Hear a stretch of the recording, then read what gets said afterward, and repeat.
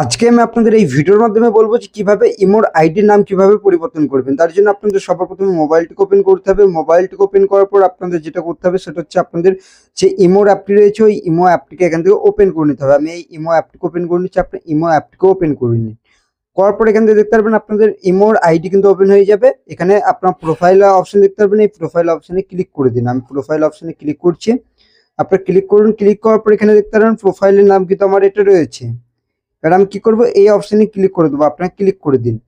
Click করার পর এখান থেকে দেখতে পারবেন আপনাদের ইমোর, এখান থেকে দেখতে পারবেন আপনাদের এখানে নিচের দিকে এডিটর অপশন দেখতে পারবেন, এই অপশনে ক্লিক করুন। ইমোর ক্লিক করার পর এখান থেকে দেখতে পারবেন ইউজার নেম দেওয়া থাকবে এবং ইমো আইডি দুটোই পরিবর্তন করতে পারবেন। যেহেতু আমি ইউজার আইডি বা ইউজার নেম এটা চেঞ্জ করবো, তার জন্য এই অপশনে ক্লিক করছি। ক্লিক করার পর এই অপশনে কেটে দিন, আপনারা এটাতে ক্লিক করে কেটে দেওয়ার পর যে নাম সেটা আপনারা দিয়ে দিন। যেহেতু আমি এখানে নাম দিয়ে দিচ্ছি, তারপর দেখাচ্ছি। এখানে দেখতে পারবেন আমি এখানে একটি নাম দিয়ে দিয়েছি, তারপর এখানে সিম্বল ভাবে টিক চিহ্নে ক্লিক করছি। আপনারা ইংরেজি বাংলা দুটোতেই করতে পারেন, আর বাংলা এখানে যদি সাপোর্ট করে তাহলে বাংলায় করতে পারবেন। এখানে সিম্বল ভাবে টিক চিহ্নে ক্লিক করে দিন।